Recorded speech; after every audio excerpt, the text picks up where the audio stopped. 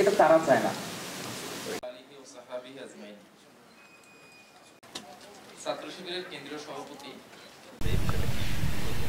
আচ্ছা দেখুন, রাজনৈতিক দল হিসেবে নির্বাচন না চাওয়ার কোনো কারণ আমি দেখি না। সবারই নির্বাচন চাওয়াটাই খুব স্বাভাবিক, এটা একটা প্রক্রিয়া।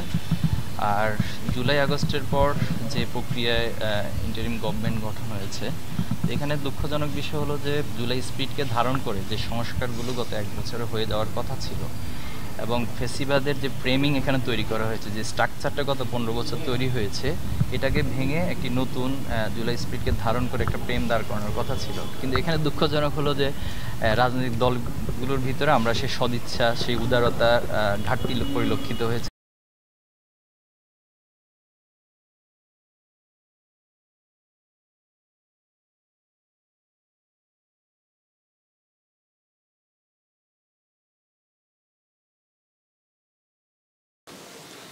এটা তারা চায় না। শহীদ আবরার হত্যার ঘটনাটা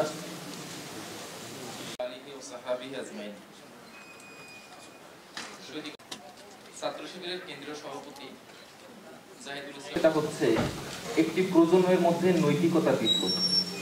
গলা উঁচু করে কথা বলবে না, এমন একটা প্রজন্ম গড়ে উঠবো তোমাদেরকে নিয়ে যেতে।